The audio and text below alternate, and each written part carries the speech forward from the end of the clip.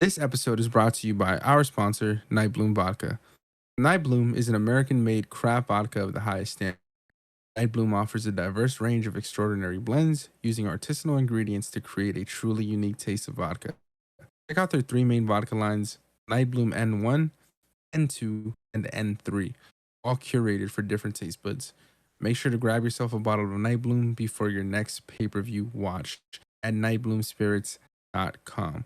We'll link them below in our bio as well. Shout out to Nightbloom. Welcome back, everybody, to the Word Around the Ring podcast. My name is Big Rob, and I'll let my tag partner reintroduce himself.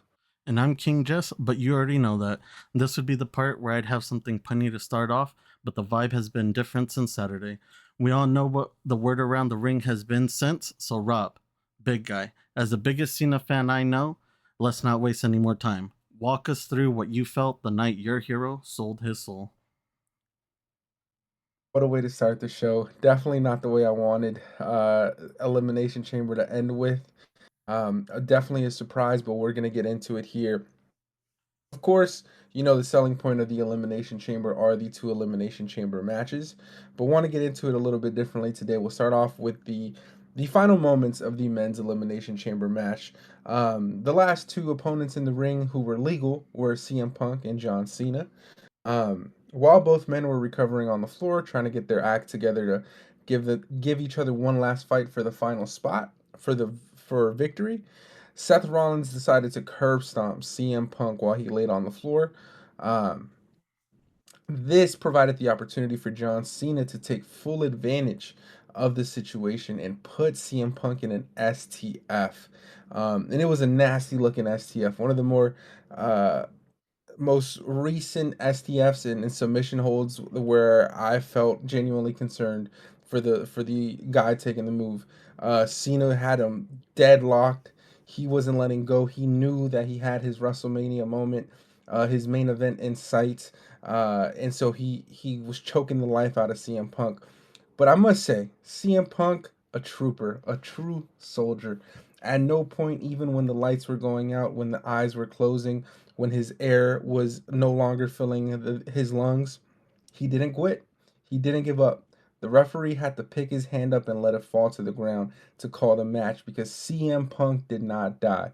But unfortunately for CM Punk, the ref did have to stop the match after he wasn't able to lift his hand up and fight back from the submission hold, meaning millions and millions and millions and millions of fans across the world had just witnessed that John Cena won the 2025 Elimination Chamber. How excited was everybody in that moment? How happy were the Cena fans that their hero was actually going to go to WrestleMania 41 and challenge Cody Rhodes for the belt? The emotions that came across when that happened. Everyone was excited. I was lucky enough to be in a big building of wrestling fans watching the show, and everyone was elated to see Cena win. They couldn't believe it. The kids in the building were so excited. You could see them running around. People were cheering, clapping. It was a fantastic moment. Now, I must say, I wasn't expecting Cena to win when I saw Punk and Cena as the last two opponents in the ring. I was of the belief Cena wasn't going to win Elimination Chamber, and he wasn't going to win anytime soon because that's just the luck he's been having over the course of the last 2 years. And I thought this was CM Punk's final crowning moment. I thought that this would take him to the WrestleMania main event that he's been so desperately chasing over the course of his career that he has yet to get in. And unfortunately for him, he won't. It doesn't seem like he'll be getting a main event this year either. But of course, there's still 7 weeks until WrestleMania, so we're gonna have to wait and see how it all plays out. But the world was excited for John Cena in that moment. The history making potential moment that will come from this match. Everyone was already thinking about it. Oh man, will Cena get 17? How will he do it? And so we were just happy. I would say the fans were happy. But I want to ask you, when you were watching it live and you saw Cena choke the life out of CM Punk and the ref called the match and it was officially announced that John Cena was this year's Elimination Chamber winner. How did you feel about that moment, and were you expecting him to win the match when you knew it was just him and CM Punk who were the last two guys standing in the ring? No, I think I was shocked alongside of everybody else just because in my eyes I thought what was best for business would be to allow CM Punk to finally get that WrestleMania main event that he's been yearning for the past couple years ever since his return. So when it came down to it and it was just John Cena and CM Punk, I was like CM Punk's got this, in the bag. There's no way that they're just going to hand it over to Cena. But I would say that they didn't really just hand it over to Cena in a sense. They set up a storyline in the process of it all. They reignited the fire between CM Punk and Seth Rollins, and inevitably Seth Rollins cost CM Punk the match. And as we saw, this past Monday, that looks like we're going full steam with these two, clashing heads on the next episode of Raw. But yeah, I had no idea. I did not see it in the cards. I think I told you last week. I was like, I see John Cena being in the final three or something like that, but I don't see him winning. Not his time. I figured that we would let him, stretch it out because we do have about another year worth of Cena. So I thought we'd stretch it Mhm. out, maybe give him that, that Money in the Bank win, and then fulfill your prophecy, which would be, John Cena winning it the night before he inevitably retires, and then just vacating the belt. So, come to my surprise, at the end of the night, all of those predictions changed, and we got left with probably one of the biggest shocks in WWE history of the recent age. Definitely one of the, if not the biggest shock or moment or switch in history here, especially recent history. But I would agree with you. When Cena won, I was surprised. It was almost like, ooh, that was predictable. I don't know if I like that. But I was happy with the way they went about it. The execution of CM Punk getting curb stomped by Seth Rollins was fantastic. I love that they added that element to it because, as you mentioned, that's a story that's been progressing. It's going to continue to progress. As you also noted, that they're going to be facing each other this upcoming episode of Monday Night Raw, that and it will actually be in a steel cage match since they'll be going to Madison Square Garden. WWE loves to show out when they go to New York. So that's gonna be a great fucking match. But back to the point, back to the fucking business. So we're back at the Elimination Chamber. Cena is in the ring celebrating his win. He's excited. He's happy. The fans are in Toronto clapping, cheering for Cena. It seems like a great moment, but we know at this point in the night that this isn't going to be the closing act. We know that there's still the Rock and Cody Rhodes segment that is coming up, as this was scheduled to main event the entire Elimination Chamber. So when I'm watching John Cena celebrate, I'm starting to get a little nervous because Cena continues to stay in the ring and Cody Rhodes' music starts to play. He walks out of the arena. The crowd goes crazy. I just thought they were gonna have their moment, congratulate each other, and look forward to facing each other in about 2 months at the big dance at WrestleMania. But when Cody Rhodes came out and Cena stayed in the ring waiting for him to arrive, I got nervous. I think I texted you and I think I texted a few of my other friends. I said, "Oh no, Cena cannot stay in this ring because if Cena stays in this ring, I have a feeling that he's going to be involved in this shit and that makes me nervous." And I wasn't so much nervous, like, it wasn't of the belief that, oh, Cena's gonna turn heel. I was just nervous because whatever The Rock's been touching as of lately hasn't been, going too well. So I'm like, yo, please don't ruin this. Just leave Cena alone. Whatever you do, just leave Cena alone. So I'm nervous. I texted a couple guys and said, please, he got to get out the ring. But Cody makes his way all the way up to the ring. He gets in there, shakes hands with John Cena. Both of them are pointing at the WrestleMania signs in agreement that they're going to be facing each other. They're having a dialogue between each other, but no mics are involved just yet. We can just read their lips as the camera is following them. Clearly, they're waiting for someone to arrive, and of course, that individual was none other than The Rock. But an interesting choice was made here. The Rock's music played, briefly paused, switched over to a Travis Scott song. I believe it was Fiend.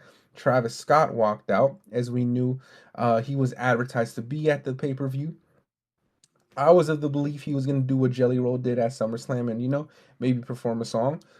That wasn't the case. He walks out, and then his music stops.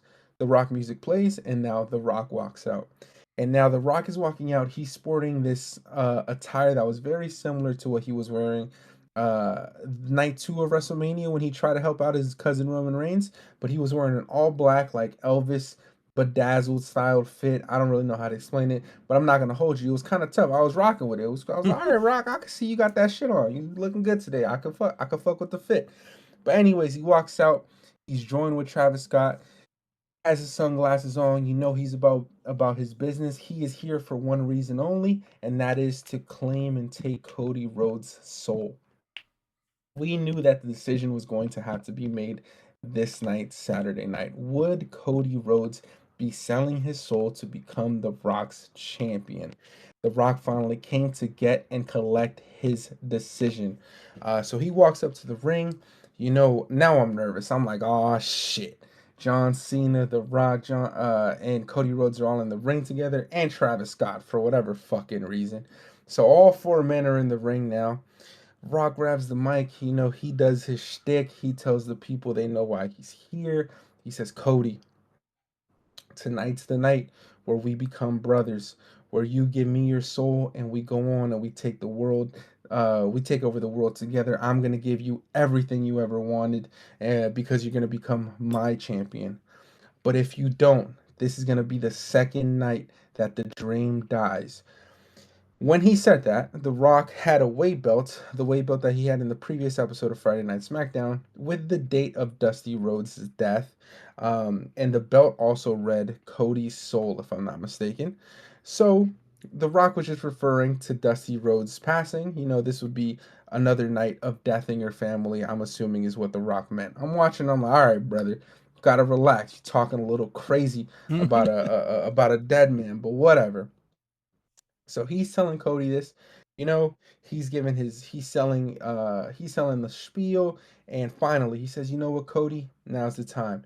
You're either gonna join me or you'll see what happens. And Cody grabs the mic, and he has this look of I don't want to say confused. No, it was confusion. He has just this confusing look across his face. And I was nervous because I'm like, there's no way. There's no fucking way Cody sits here and sells his soul. It makes no sense. It makes no fucking sense. Why would he do that? But Cody grabs the mic and he starts off by saying, Rock, I do want it all. I want all the fame. I want all the fortune. And unfortunately, my soul isn't mine. But the reason why my soul isn't mine is because a long time ago I gave it to this ring and I gave it to these people, and the fans go nuts. So now I'm like, all right, Cody, that's what the fuck I'm talking about. You get it. No way we were gonna get switched up on you by you. That's crazy. He goes on, he continues. He says, you know what, Cody? Sorry, you know what, Rock? He pauses, he says, Rock, you can go fuck yourself on live television, premium live event, Netflix, Peacock. They didn't bleep this out.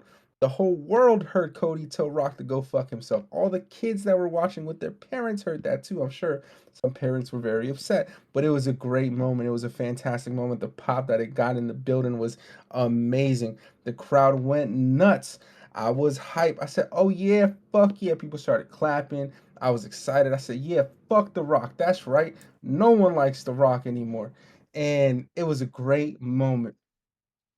And then in the background, let us not forget that John Cena is still in the ring, and he's looking, he's laughing at The Rock.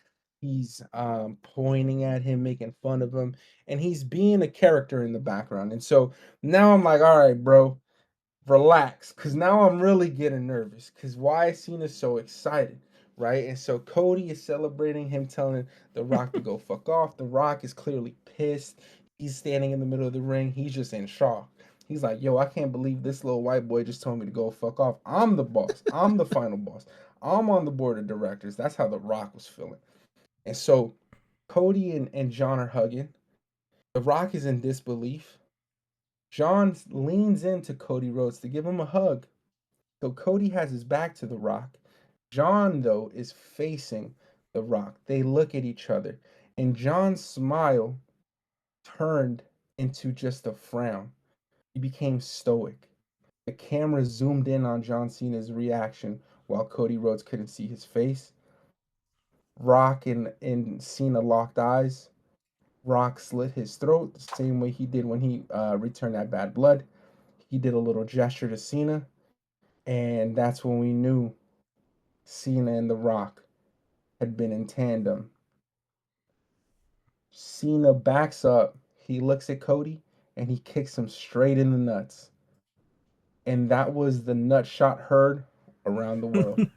You could hear a fucking pin drop in the world of wrestling fans. I cannot recall a time or the last time I was in utter disbelief. I had no words. Everything I ever believed had simply came to an end. It was over. Hustle, loyalty, respect had been thrown out the window. Everything that John Cena has ever stood for the last 18 years has just been thrown out the window in that one moment. And it was an epic moment to say the least. I think it garnered the most views across any WWE social media post ever, breaking records. This shit was hitting airwaves and news stations that has never talked about wrestling before because that's how big of a moment this was. The day that John Cena switched up and he sold his soul to The Rock. But let me take us back into the arena, into the Elimination Chamber pay-per-view. When the nut shot happened, that wasn't it. They were not done. Cody Rhodes was going to get punished for telling The Rock to go fuck himself. And so Cody, The Rock, and Travis Scott himself begun to whip Cody's ass all over the ring. Out of Cody's wrist and began to beat him with it. And it was insane. The bloody mess that Cody was left in. Cena even used Cody's own tie to choke him out. And you can hear Michael Cole while he's calling it. You can hear the desperation in his voice, begging Cena to stop, begging him to stop doing what he's doing, questioning Cena for why he's doing what he's doing in the ring. And I think we even heard Michael Cole say, you gotta cut this shit. Or he definitely cussed. He definitely said a bad word on the on commentary. And I was like, hold up, Michael Cole just cussed on commentary. I've never heard that happen. It was insane. Even for a pay-per-view, I've never heard that happen. That's how grand of a moment this was. It was just a full it was just life-changing moment. And I just couldn't fucking believe it. And then funny enough, Cena and The Rock, they beat on Cody because that's part of they're WWE superstars. Travis Scott was also in the ring, and he did not leave the ring without getting his own punch or slapping on Cody as well. There's videos going around where you can see Travis Scott slap the shit out of Cody's I think it was his left side of his face. It was so bad that I think a report came out the following day that he actually busted one of Cody's eardrums, and I think he left him with a black eye. Mm-hmm. Listen, man, that's crazy. Like if Cena or The Rock did it, I get it. That's they have that right to do it. They're in the business. But Travis Scott going in there slapping Cody the way he did, that was a little intense. I hope I hope Cody gets his revenge. I hope Cody gets his revenge on the road to WrestleMania and he slaps the shit out of Travis Scott back because that was crazy and he will rightfully deserve it when that does happen and if it happens. Um, but the bloody mess that Cody was left in, and the still image that was left that the WWE is now using to promote and including it in all of their video packages, is an image of Rock and Cena standing next to each other while Cena has his foot on Cody's neck. Um, Cena then grabbed the WWE Championship. He held it up to his head, and that's the way the show closed out, with Cena turning heel. One of the biggest shockers in all of sports history, not even WWE, in all of sports history. This I think is worse than when Kevin Durant lost to the Warriors, then went to the Warriors the following year and joined them. This is worse if you were a Cavs fan than the day that LeBron left the Cavs to join Miami. This would be the equivalent of Kobe Bryant having a 19-year career with the Los Angeles Lakers and deciding that he was going to announce his retirement tour, but instead of finishing his career with the Lakers, he decided to go finish his one last year with the Celtics. This is fucking insane. And I had zero words from the moment that John Cena kicked Cody in the nuts until I drove home.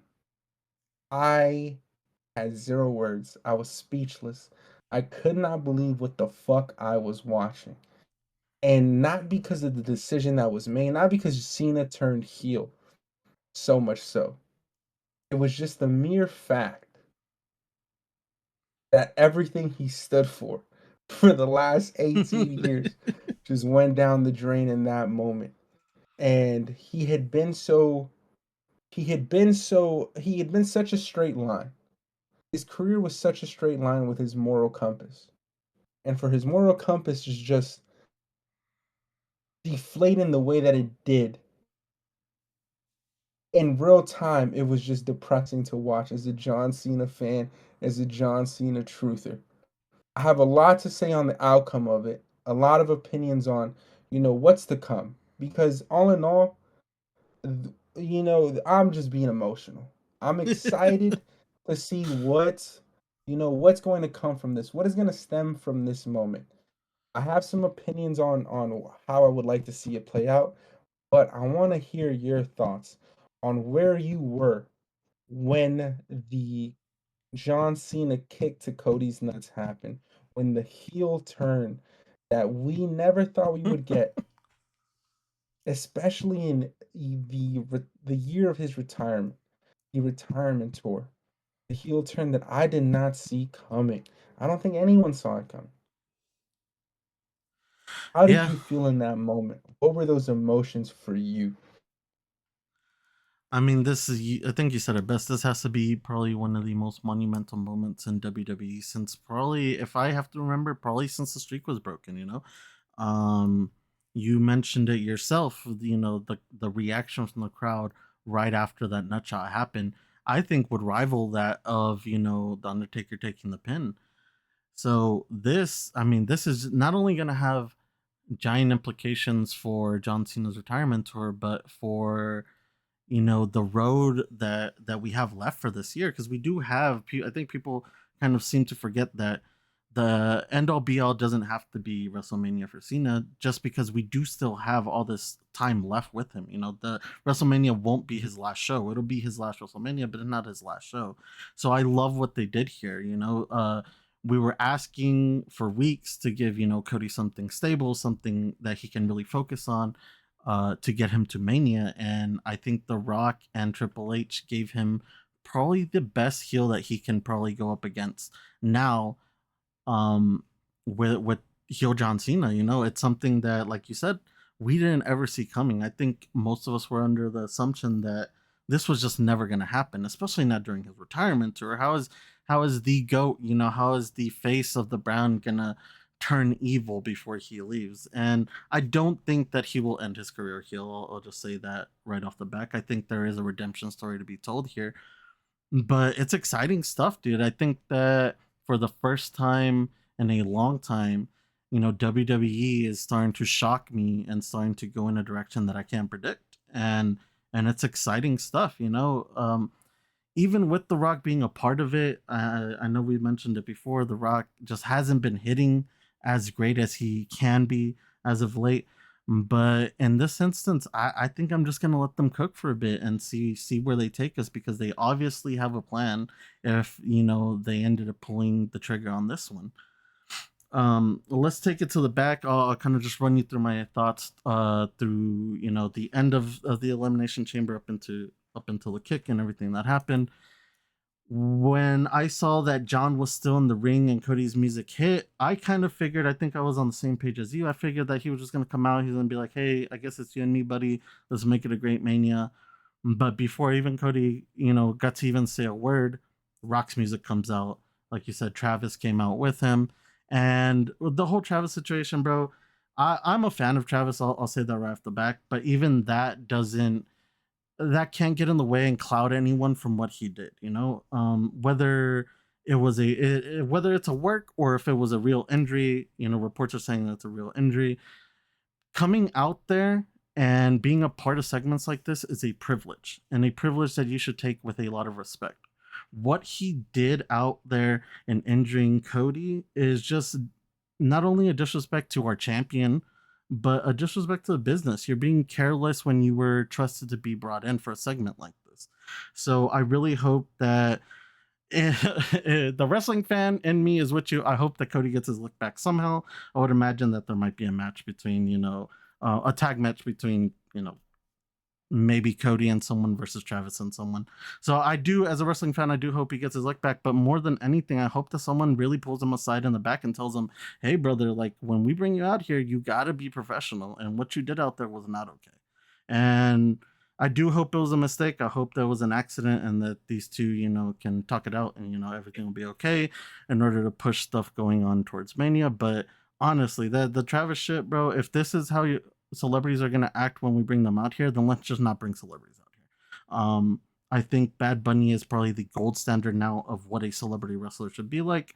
I would even say that's Logan Paul is, but to be fair, Logan Paul is now a full active member of the roster, so I don't want to, bring him down like that. But I would say Bad Bunny is a perfect example, and Travis should have probably, done a little research. He should have probably gone back and looked at the tapes and maybe seen, what's acceptable and what's not, and probably asked a little bit more questions. But the whole situation bothered me. I know it bothered a couple people, and honestly, if that's how it's going to keep going, if he is going to be reckless, then I don't think I need to see Travis Scott out there anymore.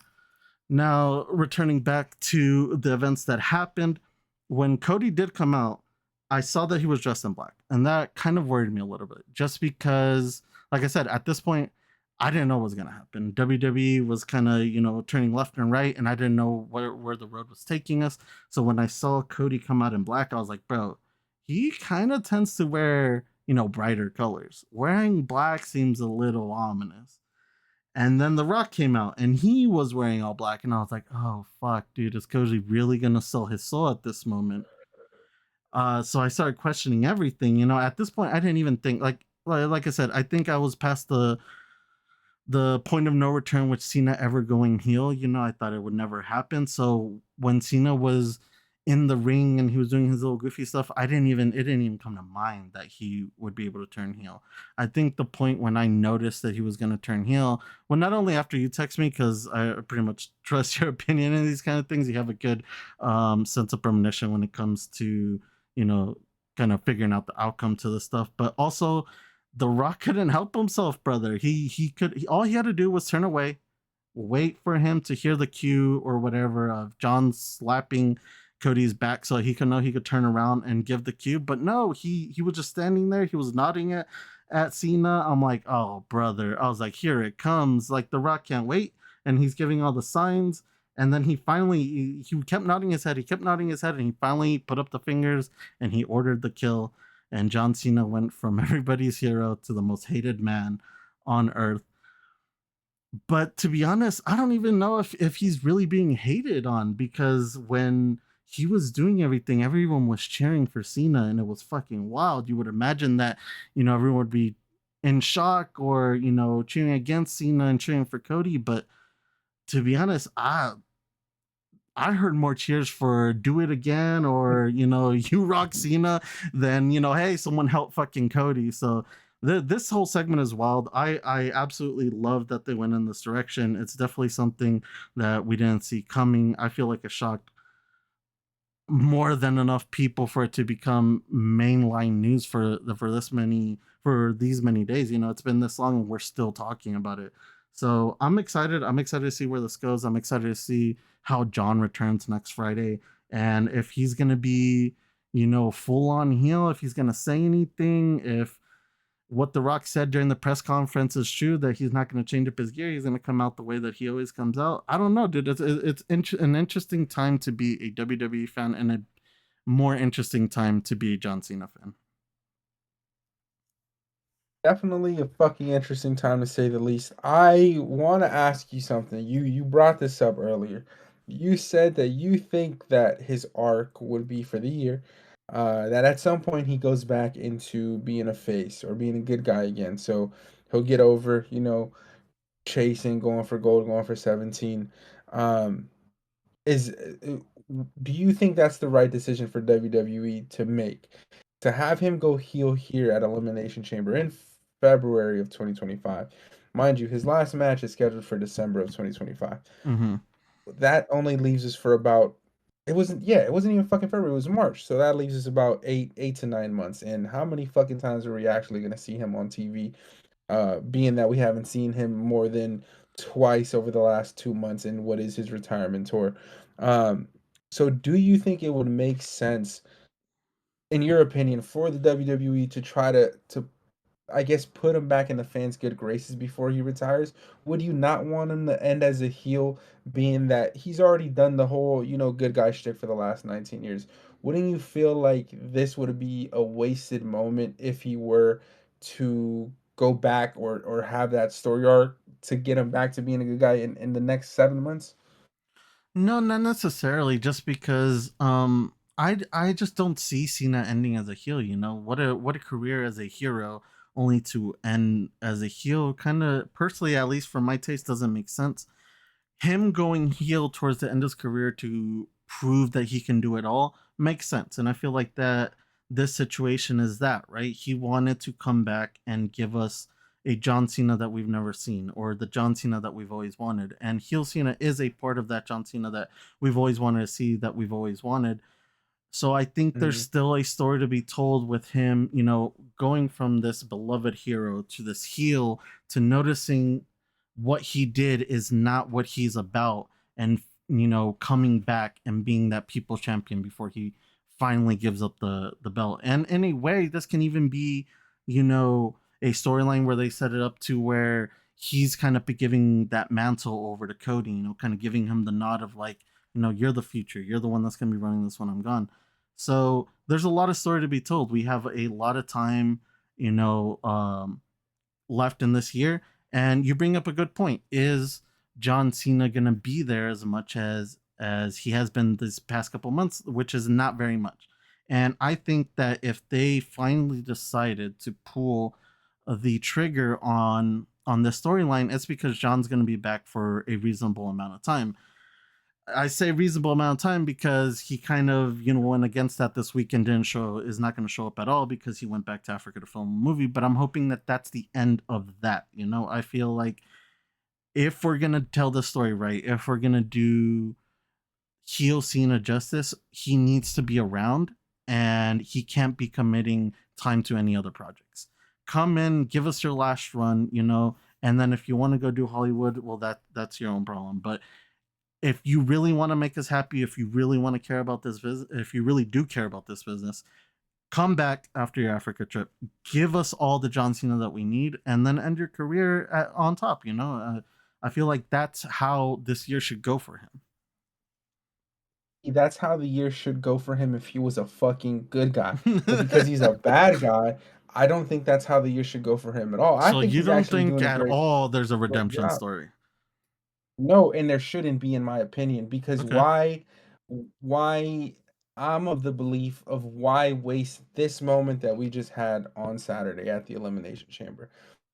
It wouldn't be a moment wasted per se because there'll be a payoff at some point, but in terms of John Cena, why waste that credibility that he now has as a heel?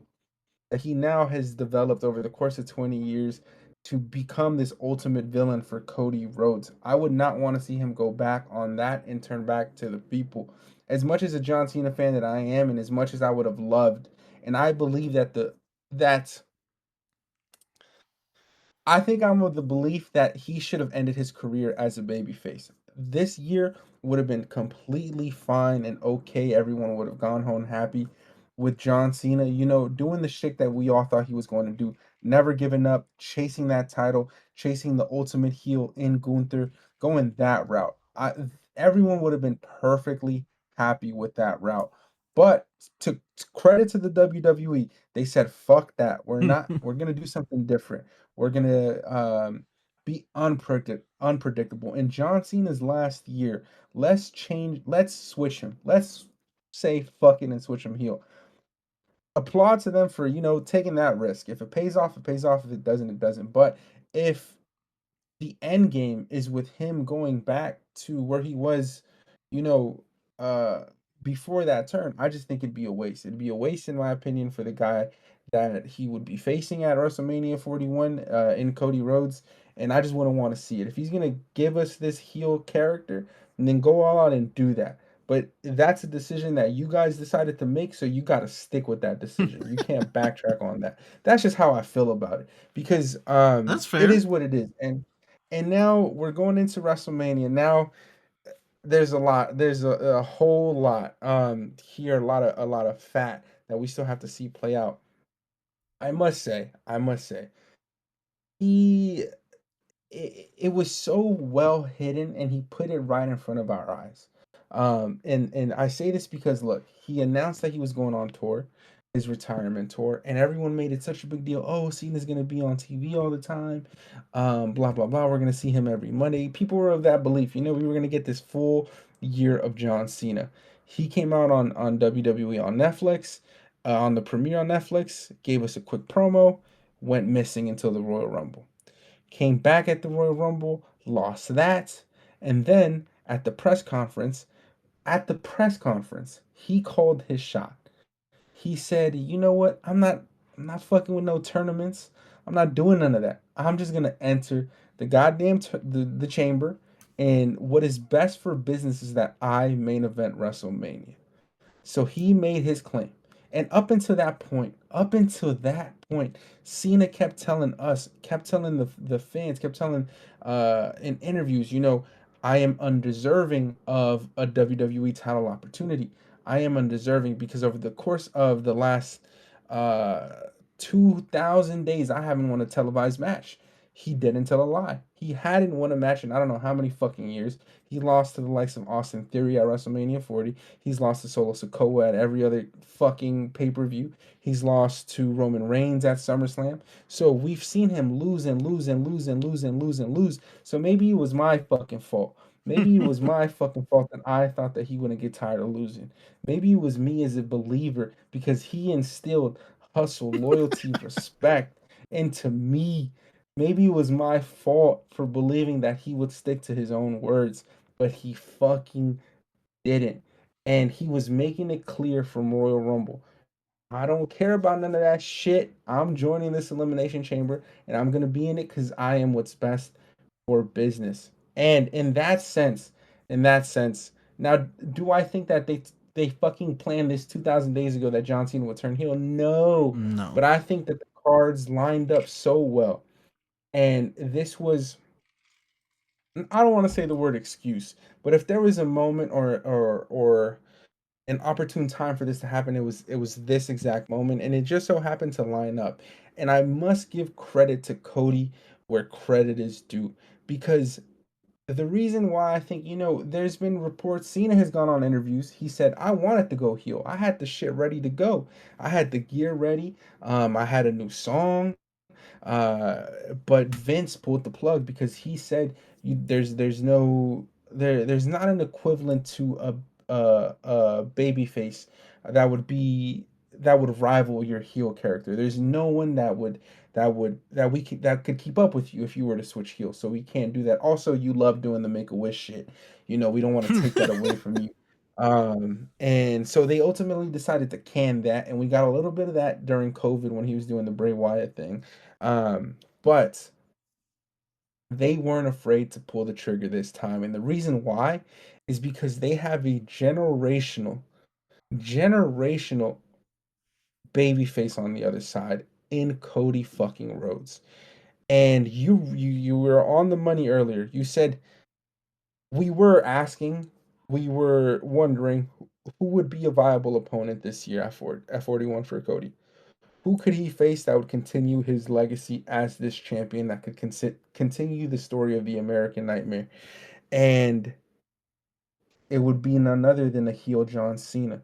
The motherfucker who had 20 years of hustle, loyalty, respect, who never broke the plane, not once, who was so by the book. Sometimes, he would teeter like when he did to Rey Mysterio that one that he took the championship. He's had some shit he's done in the past, but for the most part, he's always been straight on. And Cody Rhodes being as great as he is requires a certain level of villain for us to be invested, for us to give a fuck, and for us to remember and not take for granted the hero that we have in front of us. And I think I must applaud Cody for being able to just not only fucking turn The Rock into a fucking bad guy, but also turn John Cena, arguably the greatest hero in WWE history up until Saturday, March 1st, 2025. The greatest hero in WWE history, the most beloved by fans of all ages. Of all ages. John Cena is so good as a hero that from 2000 and like fucking 14 to 2018 when half the fucking fans hated him while half the fucking fans loved him, everyone decided in 2020 or whoever that they said fuck that. We all love and admire and appreciate John Cena. The only motherfucker that could get all them wrestling fans, as opinionated as they are, to just agree and be appreciative of one individual, and that is none other than himself. That is what he did. That is what he was capable of up until March 1st, 2025. And he decided to take that power, to ultimately take that power. And as one of my favorite movies once said in The Dark Knight, you either die a fucking hero or you live long enough to see yourself become the villain. And unfortunately, Cena lived long enough to see himself become the villain. And just like how Harvey Dent died as Two-Face, I would fucking hope that John Cena ends his career going down as the heel that he and the team decided he wanted to be moving forward. That is where I'm at with that. All in all, it was an insane moment. It was an insane fucking moment. But now we have Cena and Cody Rhodes at WrestleMania 40 for the WWE Undisputed Championship. In set, I say set with quotations around it because we're not sure what stipulations will be added. We're not sure if any additional opponents may be added. Not that there are any reports of that. I'm just throwing ideas out there. But with how it stands, Cody Rhodes as our hero and John Cena as the villain at WrestleMania 41. Who do you think will walk away as the champion? Do you think John Cena will win number 17 as a villain? I think it's a little too soon to make that call, so I will answer this as a fan. As a fan, I would love it if John Cena won, just because, like you said it right now, he would win it as a heel. He would win the coveted 17 as a heel, and then we can get a last title run with John. And if he wants to use that time to face as many people as he can, or all the people that he wants to, for the belt, I think that's great. I think that gives him something to do with the remainder of his time in the WWE. But for WrestleMania, like I said, it's just a little too soon to call, at least for my taste, especially with what you just brought up. We don't know the stipulation. We don't know if other people are getting involved. It's the road to WrestleMania. The proverbial black tar is being laid out for us to keep maneuvering on it, and there's still the rest of this month for us to lay down these matches or see what's going to come of the matches that are already established, which I think it's just the two. But yeah, I don't know. It's a little too soon to call, but as a fan, I would want John Cena to win it. How about you? Do you think that John Cena walks out as champion in his final retirement tour as a heel, or do you think that the hero comes out on top and Cody keeps running this thing as the champion? I think John Cena is gonna win at WrestleMania 41. Here is why I think that. It's because what the fuck would be the point in the heel turn? If you had lost fucking for 2,000 days and you decided to, turn your back on the people and say, you know what I'm doing right now is not working. So let me go line myself up with The Rock. Let me go talk to the man who I know can put me in the Elimination Chamber without question.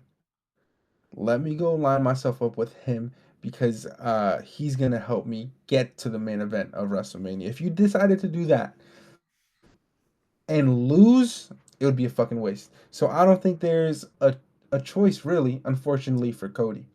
And Cody, necessarily, we don't have to see him go, do the whole Roman Reigns shit where he holds the belt for 4 fucking years. We don't need that. Very similar to, John Cena back in the day, chasing the title from different individuals. There's a reason why he's won the shit 16 times. It's because he's lost it that many fucking amount of times as well. And it's because of the chase. We love the chase. And so Cena being that ultimate heel, winning that belt at WrestleMania 41, it'll put Cody back into that corner and into that proverbial corner where he has to chase and he's fighting from the ground up. And I think that's a great story for him. We've seen him go through it already, and we're gonna see him go through it again as long as he remains in the WWE because he is just the ultimate fucking hero now. And so, unfortunately for Cody, I do think Cena wins at 17, and Cena wins 17 at 41. And 4 days ago, I would be so excited. I would be so happy to to to think that, John Cena will be winning 17. And still, I'm gonna be happy for him. I'm gonna be happy for him. But I would be lying to you if I said that I'm not rooting for Cody Rhodes. That'd be lying. I'd be lying. Because I'm rooting for Cody now. Cody done got a fan out of me. Cody, I swear to God, if Cody switches on us the way John Cena did one day, I'm gonna be sick. But I personally will be rooting for Cody, but I do think John Cena will be walking away as champion after WrestleMania 41, and that just leaves, that would leave a lot of different matches on the table. We could get a summer of CM Punk chasing John Cena, getting his revenge back for what just happened at the Elimination Chamber. AJ Styles versus Cena. Just a bunch of different matches that we can get out of that situation. I don't want to build on it too much. I don't want to speculate. Clearly, we're on the road to WrestleMania, but if that's the road they decide to travel on, that would be an interesting one. We've seen Cody do great things with the championship this year, put on fantastic matches with a lot of different opponents. AJ Styles, Kevin Owens, now John Cena as well. So I am looking forward to the match itself. Now, knowing what you know, we have a few matches set. We have Tiffany Stratton versus Charlotte Flair. We have, as of right now, Io Sky versus Bianca Belair for the WWE Women's World Championship. We also have Jey Uso and Gunther for the World Heavyweight Championship. And now John Cena versus Cody Rhodes for the WWE Championship, all at WrestleMania 41. Out of just the 4 matches that we have together, if you had to pick 2 main events, what 2 of these 4 are main eventing so far? Ooh, well, I mean, Cena versus Cody, I think, is a given. But for the other ones, kind of a 100%. fucking toss up. Because personally, if I was booking, I would main event night 1 would probably be Io versus Bianca if that's going to be the match that is set. And I would honestly, just to like, they like to give us a hype match at the beginning, a hype match in the middle for these longer shows, and then a hype match towards the end. I say that the hype match at the beginning should be Jay versus Gunther, just because if Jay is going to win, that would probably be a good pop at the beginning of a show, and it wouldn't take up too much space. So honestly, if I had to just lock them down, I would say that I let the ladies main event night one, and then I would let the big boys main event night two. Uh, if you had to book it your way, which of these matches would be headlining each night? Yeah, I would agree with you. I on night two, Cena and Cody. That definitely has to be night two. Definitely Yeah. has to be night two. And then night one, I agree with your statement where Gunther and Jay, if you're a Jay fan, if you're a Jay fan, I would almost want him to start the show. I would want him to start the show because I don't think the WWE would want to disappoint that many fans to start a WrestleMania show. So if I'm a Jay fan, I want him to start this fucking Mania show very early. Because if he's the main event, bitch, I'm nervous if I'm a Jay fan, and I'm Mm. excited. And I'm excited if I'm a Gunther fan. I'd be fucking amped. Because having motherfuckers walk home upset the way people walked home upset when Roman beat Cody at 39, that would be fucking hilarious. And it would be 1,000 times better this time around. So that didn't even answer your fucking question, but if I'm a Jay fan, I would fucking hope you're starting WrestleMania. The night one main event for me is yet to be written. I don't think any of these three are main eventing. I Oh. think whatever CM Punk and Seth Rollins will be involved in, I think that'll be the main event of night one. I'm not sure if it's going to be a singles match. I don't think it will be a singles match because, um, as we've learned, let's give some context here. As we have learned, following the fallout of Elimination Chamber, the most recent episode of Monday Night Raw started with CM Punk cutting a promo. He's very fucking upset about what happened. He calls out The Rock. He calls him a bald fraud. He tells the fans that there has never been a point in CM Punk's career where he's had to wear a fake championship belt because he has been so insecure and that he doesn't need to be or proclaim himself as the people's champion because that's given to him by, of course, the fans because he is the best in the world and he doesn't need and he would love to say this to Rock's face, but he's unable to. And it was just a phenomenal fucking promo that CM Punk cut to start the show, and Seth Rollins interrupted that. They brawled, a very, very intense brawl between the two individuals. They continued to brawl throughout the night, and then at some point, there was a backstage segment with Adam Pearce, Seth Rollins. Seth Rollins begged for a match. He said, "You know what? I want to dead this. I want to beat his ass. I want to put him to sleep. I want to call it a day." And Adam Pearce said, "You know what? You want to finish it? Well, guess what? You can finish it next week in a steel cage on the next episode of Monday Night Raw at Madison Square Garden." So officially, we got CM Punk, Seth Rollins in a steel cage because we have that match, and that's taking place at a fucking random episode of Raw. I either would have saved the next one-on-one between Seth and Punk for 41, but because they didn't decide to do that, I think there's going to be some more players added to that match or to that dilemma. I don't know if that's going to be Drew McIntyre. I don't know if that's going to be Roman Reigns. We haven't even talked about Roman Reigns. Um, but I think that whatever CM Punk and Seth Rollins will be involved in, that's going to be the main event of night one. I don't think there's just absolutely no way. There's no fucking way that CM Punk doesn't get his main event WrestleMania match. If you had to take a guess, would you say he has a chance? Would you say there's a chance, there's a sliver of hope for those CM Punk fans who are waiting for him to get that Mania main event? It's kind of hard to tell just because there is another title. There's a couple titles on the line. So I would picture that a title match would be a little more pressing. I understand that the hype and the buildup between ACM Punk and A Seth is, the money match and everything. But if you're not gonna put your champs in the main event, I feel like this is a little disrespectful. So I would say, just personally, I would say that there's no chance that that CM Punk headlines, at least not this year. I don't think he's going anywhere. I feel like he has a couple years left on his contract. So if he doesn't main event this year, he could definitely main event next year. Um, Maybe even against an opponent that he handpicks. But I just don't see it happening this year. I would have to go, like I said, Cody and John will take night two. That's fucking. If you don't, you're stupid. WWE.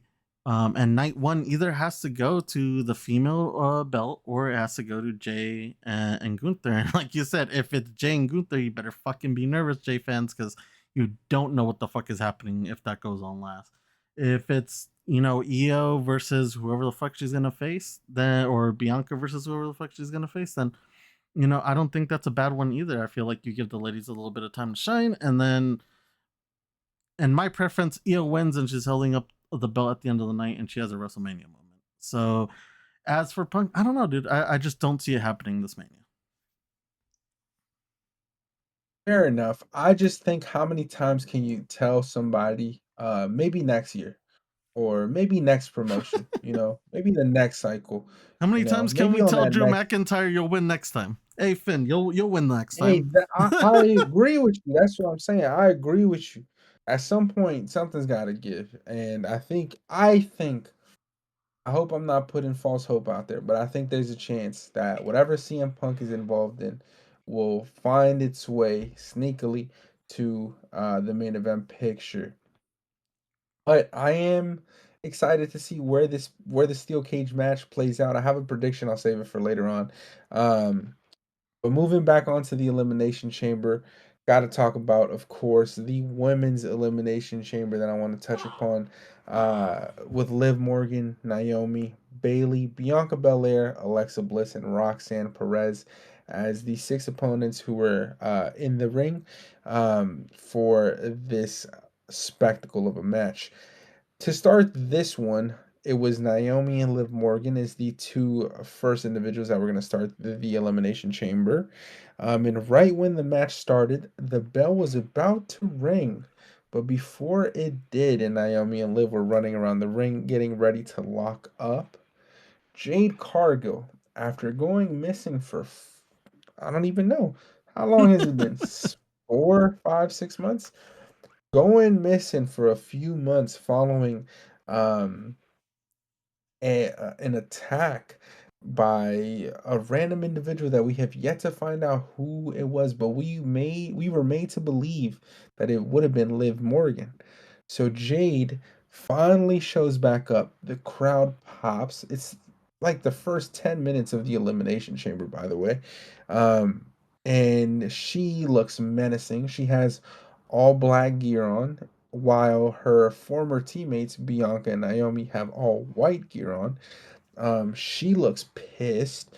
She's working and walking her way down to the ring from the ramp, and Liv is frantically fucking shaking her in her boots. She's telling Jade, "It wasn't me. It wasn't me. I didn't do anything. You have to believe me."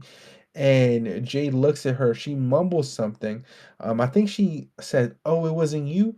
And then when the camera pans to Jade, and when we're of the belief that she's gonna punch Liv Morgan, she changes direction and heads straight to Naomi and starts beating her to a pulp, punching her, kicking her in the corner, forcing Bianca Belair to watch as her best friend gets demolished by what is now, I would assume, her former best friend. And Jade is just tossing Naomi across the ring, absolutely destroying her, using the chamber, uh, the steel across her face, just using it to um just to absolutely destroy her. And ultimately, Naomi's crawling away. She works her way to the Elimination Chamber entrance while the referees try to, break up Jade and try to create some space in between the two women. But Jade pushes everyone out of the way. She goes to the door and crushes Naomi's chest. And that's when the referee announced that Naomi would be unable to compete, and therefore she had been eliminated from this year's Elimination Chamber. What a way to start the show! How did you react when Jade Cargill finally showed up on your TV screen?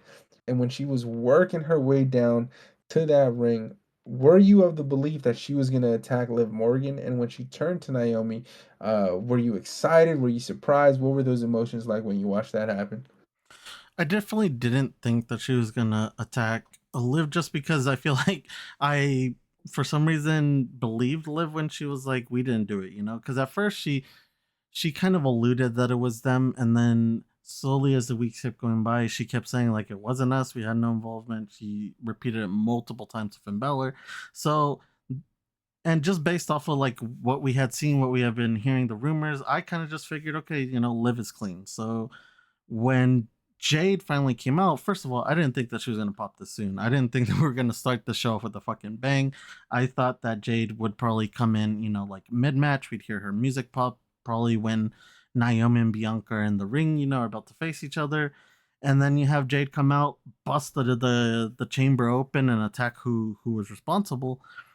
But that just, you know, that wasn't the case. They ended up having her come out right at the beginning and kind of tease at the fact, like you said, that she was going to attack Liv, but inevitably she, you know, just beat the living crap out of Naomi, and she had a Jade or Bianca watch, and Bianca sold the living shit out of that dude. That's probably some of the best acting I've seen Bianca do in a long time. Bianca ended up winning, but I'm not totally convinced that the right person was attacked at the end of the night. I still think there's something fishy about how Bianca's reacting to the whole situation, and the fact that she, even after this happening on Saturday and it being Monday, she hadn't talked to them yet or hadn't, you know, cleared up the situation between them. So until they make it official, I'm not considering this case closed. I think that there's still probably a sneaky suspicion that Bianca was the one that attacked Jade, and Jade just doesn't know it because she was attacked from behind. Interesting. I think you have some legs to stand on there. I think Bianca is not to be crossed out as a suspect in this case. And we'll have to wait and see where this goes with Jade and Naomi, because clearly there's a match there. Will it happen at WrestleMania 41? I would guess so. Is it a WrestleMania match, Jade Cargill versus Naomi? In your opinion, is it a WrestleMania match? At this moment, no. Just because I feel like if you are gonna do Jade versus Bianca, that most likely has to be for a belt. Especially if you're gonna try to do it at like a Mania. I feel like people have been wanting these two to just go at each other, but because of the friendship that they had built and the storyline that was going on, they just couldn't pull that trigger. Even a friendly, you know, 1v1 would have kind of been a little strange, or may have, you know, led us to kind of speculate that they would break up eventually. So the Mm, way that they're doing this, I think that is perfect. You know, it gives them time to kind of cook up what, you know, who really did attack her. If it was Naomi, if it was Bianca, and if we are kind of working our way towards a Bianca versus Jade, I say we kind of hold off a little bit. You know, like I said, have this for a match, have this match for a belt, and have it at maybe next year's WrestleMania. maybe next year's WrestleMania or this year's SummerSlam. Yeah, I could that's true. see that match taking place, but I do listen. I don't think Naomi and Jade Cargill is a WrestleMania worthy match, but it's going to be a match that happens at WrestleMania this year. I do think that's going to be the case. I'm not mad at it. Well, it's a story that has been building up, and this is going to be the payoff for both Jade and Naomi. And then at some point, we'll see Naomi. Sorry, we'll see Jade and Bianca Belair have a one-on-one singles match some point in the near future. That'll be good when it does happen, but we'll have to wait and see until then. But going back into the match, uh, hard to summarize a brutal elimination chamber match. I'm not going to do it any justice, so I'm not going to try. But it was a fantastic match. I must say, if I must say so myself, I think the MVPs of this match for me were, of course, none other than Liv Morgan and Bianca Belair, who found themselves as the final two women. They had an absolute battle, trade of reversals, close calls towards the end of the match within the last 3 minutes. But ultimately, Bianca Belair did crown herself as the 2025 Women's Elimination Chamber winner after she hit a KOD on Liv Morgan. Um, but I am not doing it any justice. This match was fucking fantastic. Liv Morgan as well. All throughout this match, she was the MVP of this one. She's also been the MVP of the women's roster, in my opinion, all year. She's won the crown jewel fucking inaugural championship. She beat Rhea Ripley, which no one has been able to do until fucking yesterday when Io Sky did it as well. Um, and she's won the women's world championship, but she has been on an absolute tear since I feel like the 2024 Royal Rumble. It's been only up from there. Liv has been on a fucking tear, and it's been great to see in real time. Um, she carried this match as well alongside Bianca Belair. There was a few spots here from Roxanne Perez that I truly enjoyed. I think Bailey and Roxanne is going to be another WrestleMania match. This was a story that was told throughout this Elimination Chamber as well. Um, Alexa Bliss had her moments. She eliminated, I believe she had eliminated Roxanne Perez, if I am not mistaken. And so she's had her moments throughout this match as well. All in all, it was a good, fun match that I truly enjoyed. I thought it was great that they started the show. They had the crowd going. They got the people amped up. I want to hear your thoughts on this match. Who are some of your favorite performers in this one, and if there are any spots or moments that you wanted to highlight as well. Um, as for my MVP, I only picked one because I mean, what's the MVP moniker? Most valuable player, and I think I gotta reciprocate your sentiment on this one. I think Liv is my MVP. There was probably nobody else, just because in this match she kind of proved why she's one of WWE's top talents, and she just continues to kill it. She had this crazy spot with Bianca. Bianca also did well. You mentioned Rocky. I'm so proud of Roxy. Roxy fucking killed it as well. But her Liv and Bianca had this spot. They got on top of one of the cages, and Bianca just straight up cracked that whip of hair on Liv's kind of midsection and instantly bruised her up. I thought that was phenomenal. But Liv, she got her lick back. She ended up tossing, Bianca on the other side of the ropes, pulled her hair, and she just did this crazy motion where she was just bunging her from the cage back to the ropes by pulling her hair. I thought that was phenomenal. It's creative decisions like this that really let superstars like Liv, like a Bianca shine because they use everything at their disposal. So, but yeah, I thought this was a phenomenal match. Like you said, I think it's a little hard to kind of contain such a match into words, but the ladies just straight out fucking killed it. I don't think any of the matches on this card, besides probably the tag, um, were dull or boring. I think they were all exciting. The superstars went out there and they really had something to prove.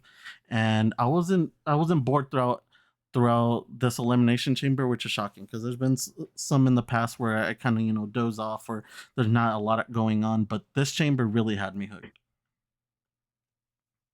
Definitely that spot, the spot where Bianca Belair hit Liv Morgan with her long hair, that was similar to when Bianca did it to Sasha Banks at when they main event at WrestleMania, and that was nasty. That whip, that cracking sound with the skin, disgusting.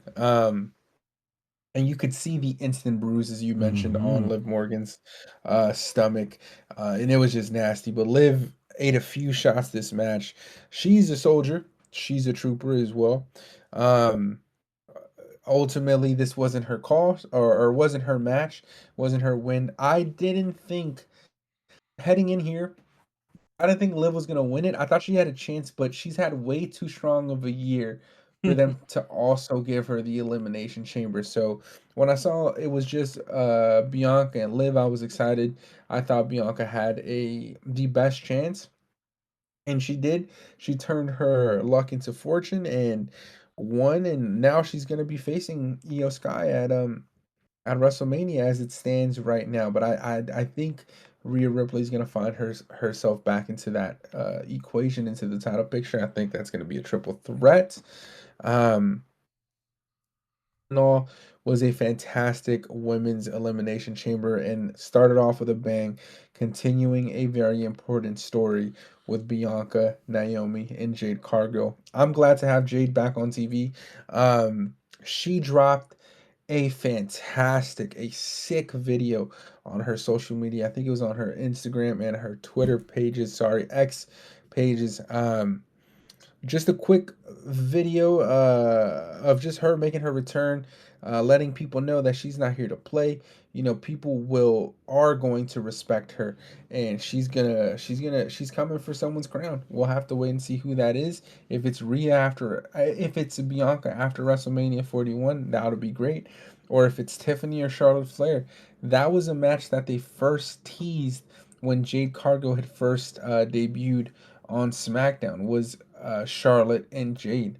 I would be interested in seeing that.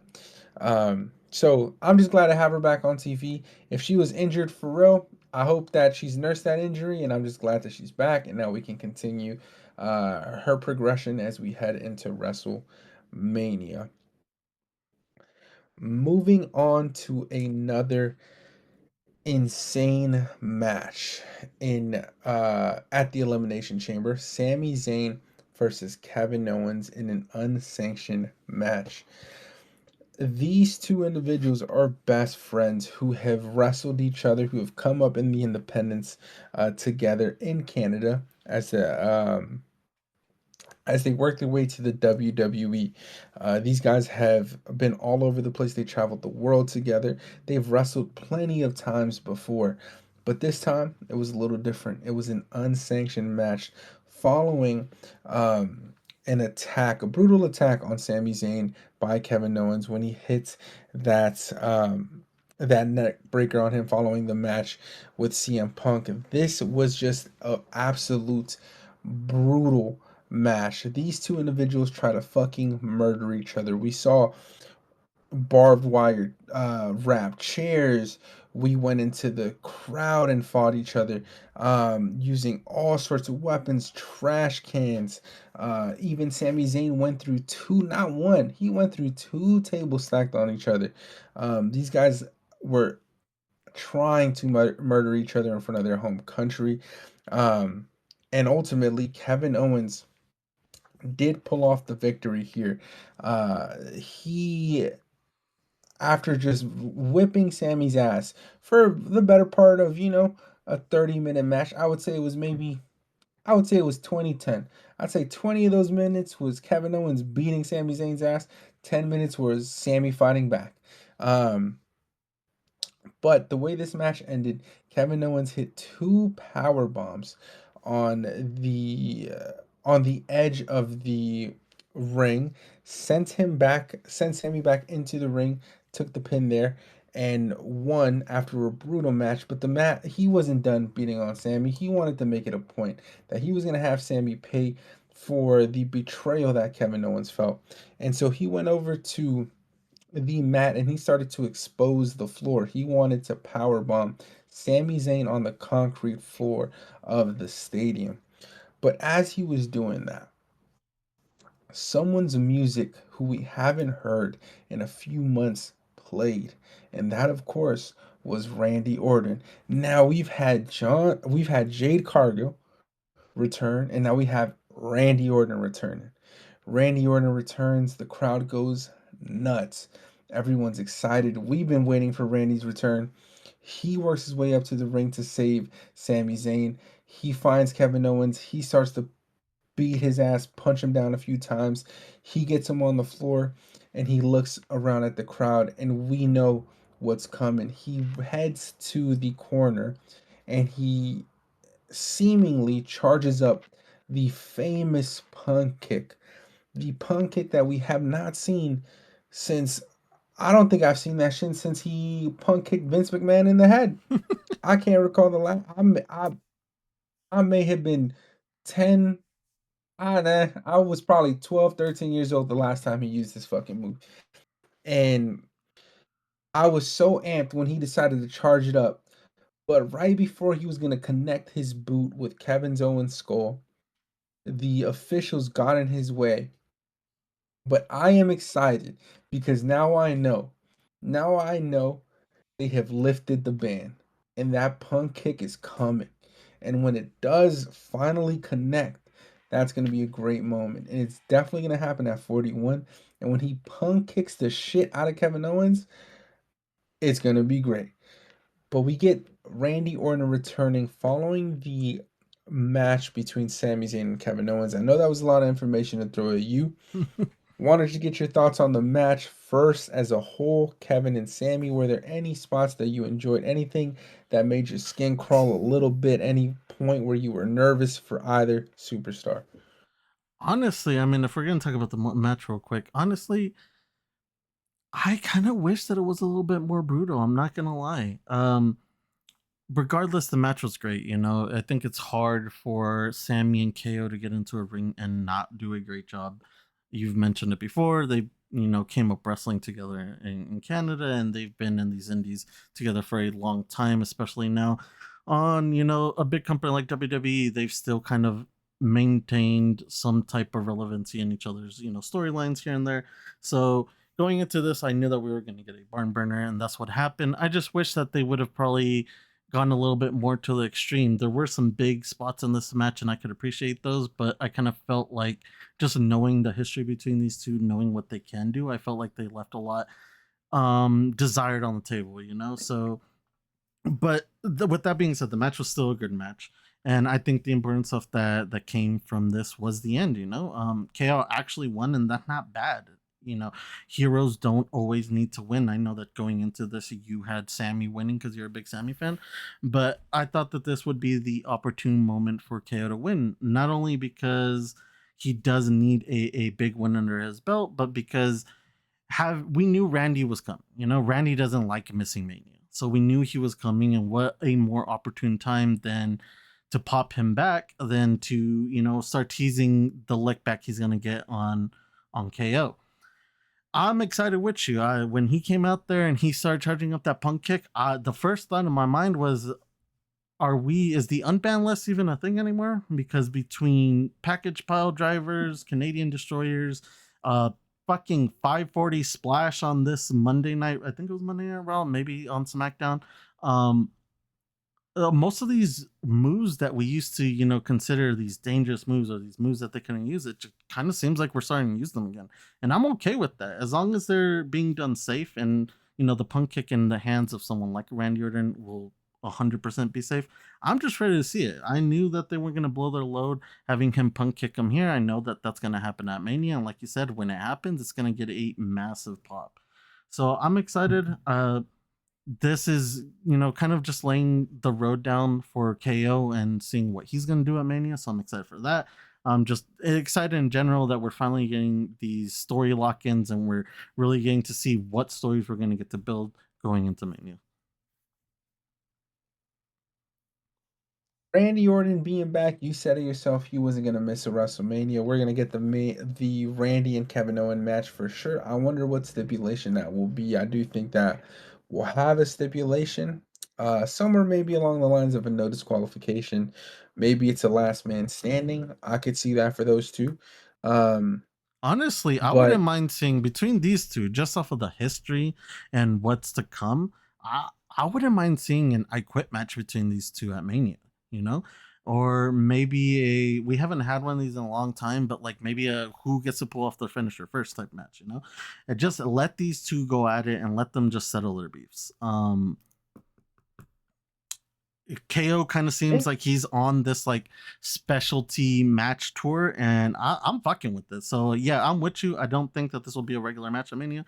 There's definitely has to be a stipulation for these two, and I'm just excited to see what it will be. yeah, I think even a Hell in a Cell or a steel cage between these two could be pulled off. Um, But this is going to be exciting as we head into the build up to this match between these two individuals. I wonder where this leaves Sammy now that he has lost this match. I think the report is that he's out indefinitely with a few injuries following. this match, but I think that's just in kayfabe, as in that he's not actually injured, but they're just writing him off TV for a little bit. Um, but I don't think Sammy's missing Mania. I think Sammy will be back. I know he has this thing going on with Karrion Cross. I can appreciate that if that's the route that they decide to go in. I wouldn't be opposed to Cross versus Sami Zayn. I think that'd be great for the both of them. Um, but shout out to Sammy, shout out to Kevin Owens. I can't imagine how amazing and how proud they must be of each other and their friendship. You know, following their wrestling career in the WWE and even outside of the WWE, what they've done together. Imagine that, having a fucking unsanctioned match with your best friend in your home country following like a 20-year career of facing each other. The beer that they shared together after this match must have been a cold one and a great one. But that was a fun match. I enjoyed it. You said that you wished it would have been a little bit more brutal. I've heard some feedback very similar to that as well. So not a sentiment that you're alone in. Uh, but I enjoyed this, and I'm glad Randy Orton is back. I thought that was a great pop, and I cannot wait to see when and where he decides to use that punk kick, and if it's actually off that banned list. Um, Moving on to the men's elimination chamber match, which featured Drew McIntyre, Seth Rollins, Damian Priest, Logan Paul, CM Punk, and of course, John Cena. The order of entrance here: the first two individuals were Drew McIntyre and Seth Rollins to kick things off. Damian Priest was the third entrant. Logan Paul was the fourth. Cena at five, and CM Punk was the final entrant. This match was not up, in my opinion. It was not as good as the women's elimination chamber match. Still a good match here. There was a few concerning moments for me. The most prominent concerning moment for me was when Priest got the first elimination of this fucking match, and it was off of a roll up on Drew McIntyre. He got a fucking roll up win on Drew McIntyre. There's two reasons why I'm upset about this. One, because I had Drew winning this shit. So finding out that the motherfucker I picked to win this shit was the first dude to get eliminated had me sick. Two, finding out that the motherfucker that eliminated him was Damian Priest had me even more sick. And the reason why I'm even more sick is because now they're definitely gonna be facing each other at WrestleMania 41. That is what they're fucking building up here, and I'm not excited about that. And what the fuck? I just need to hear your thoughts on what you thought when Priest got rolled up, and if you're looking forward to, sorry, when McIntyre got rolled up, and if you're looking forward to a Priest and Drew McIntyre fucking match at WrestleMania 41. I thought that Drew was gonna go far. I didn't necessarily had him winning like you. I did mention last week that I thought that the first person that should get eliminated was Damian Priest because he was kind of like the odd one out in this situation. So to see him not only eliminate Drew but eliminate him on a roll up kind of again shocked me in a sense. And I'm with you. It just pissed me off because I knew, okay, fuck, and we're locking these two in at least until Mania. If not, settling this sooner, which I hope maybe we go in the way of a Seth Rollins CM Punk where they're having it on Raw. Hopefully we just have this match on a SmackDown and something happens and this leads them into separate ways towards Mania, because I definitely do not want to see this again. We expressed the sentiment a lot the past couple weeks. We need to get these two away from each other. Every time we think we do, this time Drew got sent over to a different brand and we thought that they were finally separated and they threw, Priest over there as well. And we're falling into the same repetition that we always do. And we need to get out of it. There's plenty of other superstars for these people to wrestle. So stop giving me Priest versus Drew. Give me someone new, give me someone different. I just don't need to see this. It's another Naya and Bailey situation where these two have just ran the gauntlet so much. I just don't care anymore. Yeah, I don't want to see this again, as you mentioned. I just want to move. I want to give Drew McIntyre a Drew McIntyre worthy fucking match and an opponent at 41. Who that will be with where everyone is at, I'm not sure. I thought Drew McIntyre versus Roman Reigns could have been a possibility. He was doing the bloodline hunting thing. That didn't really pan out because he fucking lost to Jey Uso and Jimmy Uso with roll ups, by the way. That's the fucking thing, also. No one ever beats him clean. You don't ever get him on a pin. It's always a roll up. And I'm tired of this shit, man. I'm tired of this shit. Him and Finn Balor. They've done these two motherfuckers real dirty. Drew McIntyre not so much because he won the Money in the Bank. He won the championship. He was just being stupid and he cost himself the shit. But like, still, as of recently, they've been doing him a little dirty. Finn, that motherfucker can't buy a win to save his mother's life. But I do not want to see this shit. I don't want to see Drew versus Damian Priest. Um, I hope, as you said, I hope somehow, some way they find a way to, just scurry off into their own different lanes as we get closer to Mania. But Drew, luckily, after this fucking roll up, he was pissed, and so he got up. He hit a claymore on Damian Priest. Logan took advantage of this, climbed up to the top of a pod, hit a frog splash, and got the pin on Priest, causing that elimination. Would Logan Paul and Damian Priest be something that you could enjoy watching at WrestleMania 41? Would you enjoy that more than Priest versus McIntyre? I think I would, just because it's something that from my recollection, we haven't really seen, unless I'm wrong about that, or at least we haven't seen it recently. We've seen Priest versus Drew recently. I don't need to see that again. But if you give me Logan versus Priest, that wouldn't be bad. Would I put it somewhere later in the night? Absolutely not. You have to put that somewhere early, if not even the pre-show. Which I wouldn't relegate Logan Paul to the pre-show, but sorry, Priest, I'd regulate you to the pre-show. So, do I want to see that match? I wouldn't mind it, as long as it's in the right position on the card. I wouldn't mind it either. I actually think Logan and Priest would cook. I think they fit each other's styles very well. I think it would be a fun match. I would not be opposed to it. I think that would be a lot more fun than watching Drew and Priest go back and forth again. Um, but following Priest elimination, Logan and CM Punk found each other fighting themselves. And let's not forget, CM Punk did let Logan know that he was gonna get him back for that slap that Logan got on him on an episode of Monday Night Raw during this build up. CM Punk was the one to hit Logan Paul with his go to sleep, his GTS, and eliminate him. Um, that was great. I'm glad Punk got his revenge there. And that is when Seth Rollins got teamed up. He essentially got jumped by John Cena and CM Punk because they were the last three in the ring. It was Seth Rollins, John Cena, and Punk.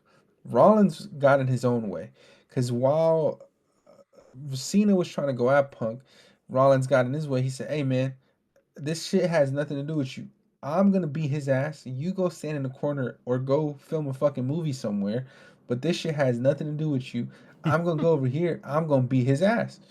And from then on, Seth fucked up because now you got two guys ganging up on you, and they beat his ass. They hit a combo. These motherfuckers teamed up and hit a Super Saiyan. They hit a combo. This fucking CM Punk hits Rollins with the go to sleep, and Cena picked him right up, hit him with an FU. Punk got the pin, and we were off to the races between Punk and Cena. And we know how that story went, unfortunately, for the young fans across the world. We know how that story went with Rollins being choked out. Sorry, Punk being choked out by John Cena. Um, and ultimately Cena winning the Elimination Chamber. This was a fun match. I am disappointed in Drew McIntyre losing here. I am happy for John Cena, and if he wins 17, shout out to you, GOAT. You're still my GOAT. You're still my GOAT. But if you win 17, fuck it. Now I just gotta put the shit to the side and say fuck it. However we get there, it doesn't matter as long as we get there. So we're going for 17. Let's do it. But disappointed here that Drew McIntyre didn't win.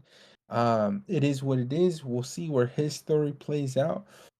My second pick would have been CM Punk, but in no world did I think that John Cena was going to win here because I thought it would be too predictable, similar to Royal Rumble. And they found a way to just make it the most unpredictable shit ever. What the fuck, man? I can't even talk about it. But what were your thoughts on this elimination chamber? Were you happy with the outcome? And any favorite spots or moments that you enjoyed between the wrestlers? I know Cena and fucking Punk had a great moment where they hugged each other in the middle of this match as well. When they finally got in the ring together following all those years apart. That was awesome. I thought that was great. You never really see that happen. I don't think I've ever actually seen that fucking happen on live television. But watching Cena and Punk embrace, that was great. That was a wholesome moment. I got up off my chair and I clapped because that was beautiful. That was beautiful. But overall thoughts on the men's elimination chamber on your side. Overall, I gotta clap for both sides. I think both chambers were great. Like I said in previous years, I feel like the chamber to me has been a little boring sometimes. It's a hit or miss, but I feel like both chamber matches definitely hit it out the park. I am actually going to disagree with you, and I'm going to say that I thought the men's one was a little bit better. I felt like there was so much writing and so much unknown going into this match that I think that really amplified the hype for this match. So I really did enjoy this match. I enjoyed the female one as well. But at the end of the day, Punk didn't make it. Punk was my choice. I thought that we were finally going to get him to that main event. We still might. We don't know. We'll see how it plans out. But, you know, it ended with John Cena going heel and winning it all. And that's where we're headed. But we already talked about that. So I want to kind of focus on what happened during this match, give these guys a little bit of a shout out. I'll start off by giving my MVP for this match. I want to know who your MVP of this match is after. My MVP was definitely CM Punk. CM Punk is another one who's just, coming into his own. He's doing fucking great.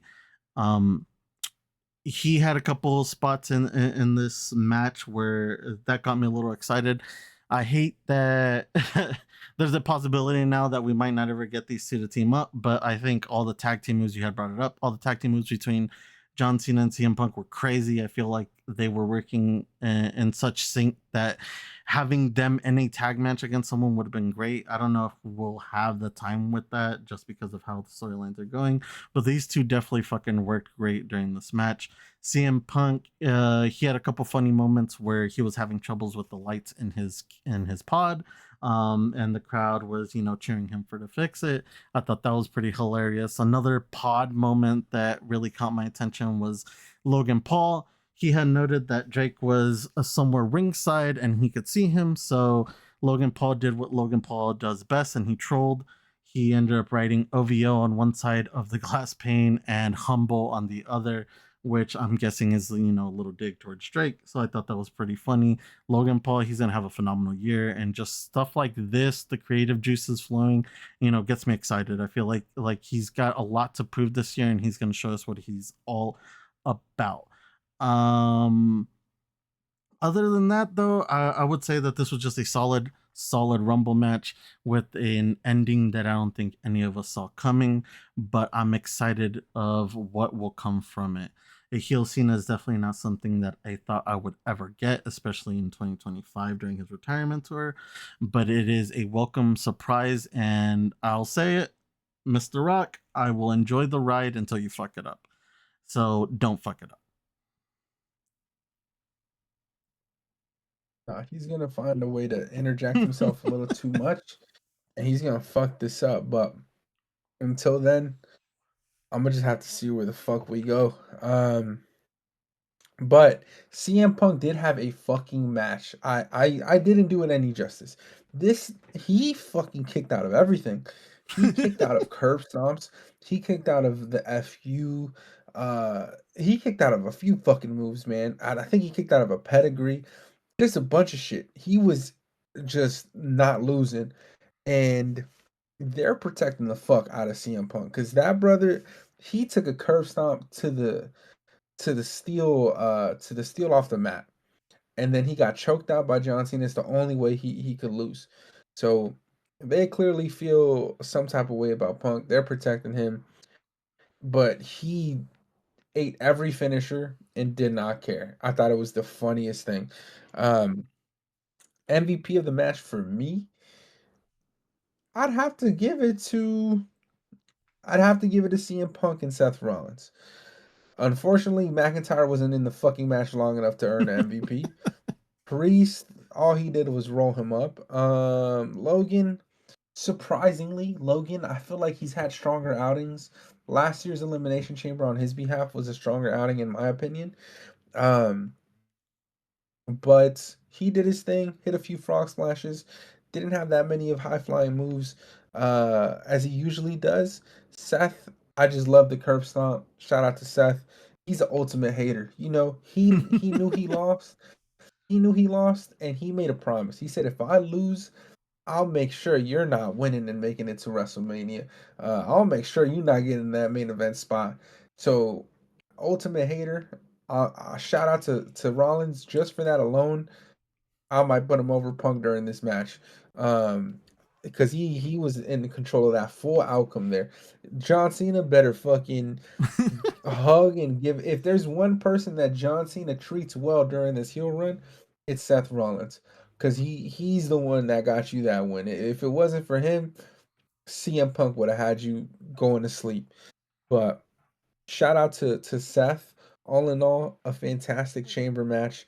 Um, Ending in what we could have never fucking thought would have happened, with John Cena winning and turning heel in the year of 2025.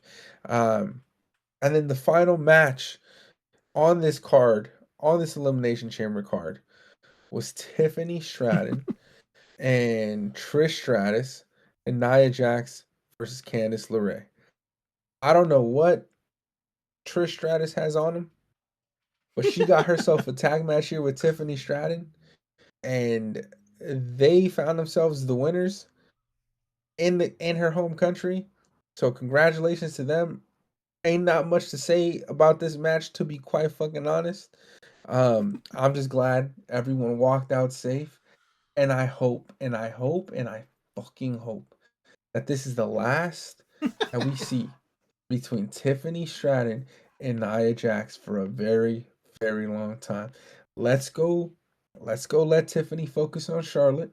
Let's get a real build up going there, and let's get that show going, because that's been a little stale, and I'm not as excited as I should be for that match just yet.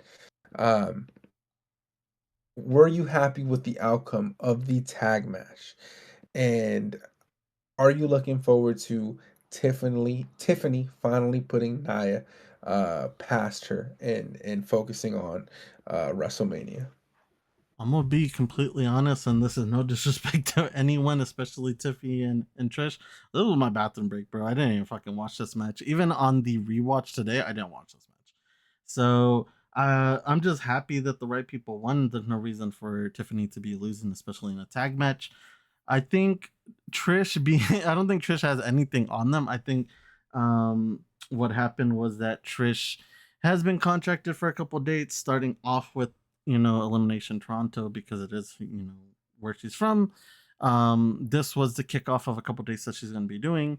So we'll be seeing her a little bit here and there, but I wouldn't hope that we see her too much. But yeah, I mean, these two won, and I think that was the right choice. I do feel like we need to get Tiffy and Nia away from each other, but and that's nothing against Nia. I feel like I'm everyone that I mention against Nia. I feel like I say that we need to get them away from each other, but it's just because they put her up against the same few people all the time, and I don't know if that's just because those are the ladies that feel comfortable working with her or not, but we just need to get these two away from each other. Like you said, Tiffy has her hands full with Charlotte. Let her go worry about that and give, Nia something to do, whether that be her and Candice breaking up and having a match between them two, or just Nia and Candice mean girling somewhere else. That's fine. It's just we need to get them away from Tiffy. So I hope that that's where we're heading, and I hope that Tiffy just focuses on her Mania match against Charlotte because she's gonna need all the help that she can get with that one. He's gonna need zero help. She gonna whip that ass at WrestleMania, I don't and I know. cannot wait. Tiffany better whip her ass. If Charlotte Flair, if Charlotte Flair wins that shit at WrestleMania, man, I don't know what the fuck I would do, but I would do something. I would do something. Tiffany better win that damn match. This concludes 2025's Elimination Chamber. Out of 5 steel chairs, how many steel chairs would you give this year's Elimination Chamber? Just because the only match that really just didn't fit in this for me was the tag match. I'm just going to deduct 1 point from the score this week. I would say that this was a solid 4 out of 5. I enjoyed both chamber matches. I enjoyed watching Kevin and Sammy tear each other down, and for Randy Orton to finally come back. It would have been weird to have a road to WrestleMania without Randy, so I'm glad he's back. So for those reasons and just the Cena heel turn in general, I would say I'd give it 4 to 5 steel chairs. It was a solid pay per view. I hope that WWE keeps up the good work because it definitely seems like Triple H, and I would say to even a certain extent The Rock, they're not playing around anymore. They really want to give us what we want to see, or sometimes even not what we want to see, something that we don't even know that we want. So I'm very excited. I want to know your score. I want to know what are your thoughts going into the next couple of weeks of shows. Is there something that you absolutely need to see? Does someone need to come back? Is there a match that you want to see solidified on this road to WrestleMania? Yeah, out of steel chairs, I would definitely give this pay-per-view a 4.5, 4.5, 4.5 out of 5 steel chairs. I thoroughly enjoyed this. It was entertaining, surprising, emotional. It had all the action that it needs to have. Overall, it just meshed well. Um, but all throughout the show, I was invested. I cared. I was never really bored. Even with the tag match, it was like it was a solid enough match and it was enjoyable. Um, Tiffany and Trish, at least on their behalf, Nia and Candice as well. Um, I just enjoyed all throughout, through and through. I enjoyed the pay-per-view. And then the way it concluded with the moment that it had, this will be talked about for years to come. A moment in history, in wrestling history, fucking insanity. And off of that alone, it's just an insane moment that I'm glad I got to be here to witness. Just to the Cena fan in me, the kid in me, disappointed. But the adult in me, I can appreciate a good heel turn. And the moment itself was great, unexpected, and I just want to see where it goes. I'm not going to judge it yet until it's all put together and put away. Then at that moment in time then we can harp back on this conversation. Until then, like you said about The Rock, I'm just going to enjoy the show. Let's see where it takes us. In regards to matches as we head into WrestleMania, there's one individual that we haven't talked about much that I need to talk about, and that is Roman Reigns. Because I think, in my opinion, we know that CM Punk and Seth Rollins will be taking place in a steel cage this upcoming Monday Night Raw in Madison Square Garden. The bloodline never fails to show up and show out for New York City. That is one thing about the bloodline. You can think about insane bloodline moments over the course of the last 2 years. Paul Heyman being put through that fucking announce table, that happened at Madison Square Garden. Jimmy Uso being sent home in the ambulance by Solo Sikoa. That happened at Madison Square Garden. And so we've had these moments take place with the bloodline. I think this upcoming Monday will be no different. I think Roman Reigns will make his return during the steel cage match. And I say this also because he's scheduled to appear in that following Friday Night SmackDown. I wonder what that could be. Maybe an explanation as to why the fuck he just went and attacked Seth Rollins. Um, and I think that's exactly what he's going to do. I think he's going to insert himself into that picture. I don't think he's going to really, focus on Punk much. I think Punk is just gonna be cool with, Roman kind of helping him out here, doing him this one little favor, but just because it happened. But I think Roman is coming back to get his revenge on that double curb stomp Seth Rollins had on Roman Reigns in that Royal Rumble match. Um, and I think that's the Mania match between them two. And I don't think it's a triple threat. I think it's Rollins and Reigns. And I think this is where Reigns makes his return to WWE television and starts his road to WrestleMania. I know I'm fantasy booking here, but what do you think about that idea? Do you think there's a chance we see that take place this upcoming Monday? There's a good chance. I mean, you piqued my interest now just mentioning that, why is Roman going to show up on SmackDown? Will it be to address what he did on Monday Night Raw? There's a good chance. We brought this up when it happened in the weeks following. Roman hasn't been seen since that double curb stomp, and there's definitely, some revenge to be had there. And if this is how we get them into a match at Mania, that's fine, but I feel like that's a little unfair to Punk if we just eliminate him from there. I would like it. I wouldn't mind it actually if it was a triple threat. These three do have, history together, and who knows, maybe in that match is where Punk ends up calling his favor, because that's still something that is, storyline canon that still hasn't happened yet. So there's a lot that needs to happen. There's a lot of road that needs to be laid. So it'll be interesting. It'll be interesting to see if Roman shows up on Monday. If not, how this Seth's and CM Punk storyline progresses. Will this be the end? It seems like Punk likes, anytime he wants to get rid of an enemy, he throws him in a cage match. And it seems like that's where this is headed. Will this be the end between CM Punk and Seth? I don't necessarily think so, but this might actually, like you said, be the start of a Roman interjection in between these two so that he can make it to Mania.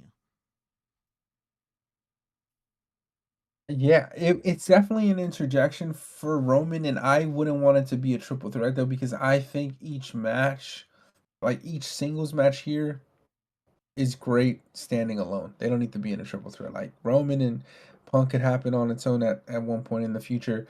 Rollins and Reigns can happen now. Um, and I think this is just the perfect time for him to make his return and make it a little interesting here. And also, Seth just lost to fucking CM Punk at that debut on Netflix. I don't think he loses cleanly again. Not to Punk, at least not on Monday. So if Seth doesn't win, then I think if he has to lose, it's gonna end in some sort of interference, some sort of fuckery going on, and I think that's just gonna be Roman making his return. But we'll see. This is all speculation. We will see. But if it happens, it will definitely be exciting. Speaking of Monday Night Raw, I want to bring up this last episode quickly for one match. Io Sky versus Rhea Ripley for the Women's World Championship, which was the main event match. And of course, the Women's Elimination Chamber winner, Bianca Belair, decided to sit ringside to watch this match and to see who she would be facing at this year's upcoming WrestleMania. The match itself, Io Sky and Rhea Ripley, they have some history. Rhea has never been able to beat Io Sky during her WWE tenure. I believe Io Sky is 3-0 against Rhea. And so Rhea was kind of fighting an uphill battle here, but she was still the favorite. This was a fun match to watch, a great main event if you haven't gotten a chance to watch it. And if you have Netflix, I suggest you go spend your 20 minutes and enjoy this match here. But towards the end of the match, Rhea Ripley had Io Sky on the outside of the ring while she was in the middle of the ring, and Jessica Carr, the referee, was counting Io Sky out. I think Io may have been at the 7 count, and Bianca was rooting for Io. She was cheering her on. She said, Io, get up. You got to get back into the ring. Io found her strength. She ran back into the ring, laid on the floor because she was so exhausted. And Rhea had noticed that Bianca had kind of cheered Io Sky on. So she was a little pissed about that. She heads out of the ring while Io lays there and catches her breath. She goes over to talk shit to Bianca, who's just watching the show and being a fan. They get into a little pushing and shoving match, but Jessica Carr, the referee, doesn't. Uh, she doesn't disqualify Io for Bianca's interference. She uses referee's discretion. She breaks them up and says, "Rhea, get your ass back in the ring. Let's keep this shit going." Rhea continues to talk shit on her way back into the ring. She then picks up Io Sky, heads for a super riptide off the top of the rope, but she messed up and gave Io just enough time to breathe that just when Rhea was gonna hit her finisher, Io Sky reversed it into a Hurricane Rana, followed by her finisher. Goes for the pin, wins surprisingly the Women's World Championship, and the crowd was there was a mixture of emotions. I don't know if you noticed. I thought that shit was hilarious. Some fans were super fucking amped. The majority of fans couldn't believe it. They were like, "Yo, what the fuck just happened?" But the real wrestling fans, they were hyped. They were hyped. They were showing a few fans in the stands jumping up and down. Um, and I thought it was hilarious, but I was shocked. I did not think Io was gonna win at all. Um, but she did, and it's great. I'm so happy for Io, and I am excited to see where this plays out because I don't think Rhea isn't gonna be involved in this match. There's just no way. I think they, had the little push and shoving match to give that Rhea an argument to stake her claim that she had been interfered with, etc., etc. But what a fucking surprise this was on the Monday Night Raw following Elimination Chamber. What were your thoughts on when Io got the pin, when the ref counted to 3? Were you shocked? Did you expect Io to win here? And do you think, when we get to WrestleMania 41, do you think Rhea Ripley will find herself in this match and make it a triple threat? I'll start off by saying that from the beginning, this match fell off, straight from the start, just by Bianca's presence being on the side of the ring. And, kind of like this erratic behavior that I was noticing from Rhea that she normally doesn't carry. I think it's well known that Io's my goat. She's probably my favorite female wrestler, active female wrestler. Did I think that she was going into this winning? Not necessarily. I thought maybe, what we want to lock down is Rhea versus Bianca. So this is just, Io kind of getting that shot that she was robbed from a couple weeks back. But to my shock and surprise, WWE really did it on a Monday night, which I do hear a lot of people kind of, saying is a little strange. I guess it's not strange to maybe people like you and me that watch the product a lot, but this is something that used to happen a lot back in the day. Belts weren't regulated to just changing hands at PLEs, at the time, pay per views. So seeing them actually pull this off, I get why some of the newer fans were shocked. Like you said, I think it was a mixed bag of emotions in the crowd.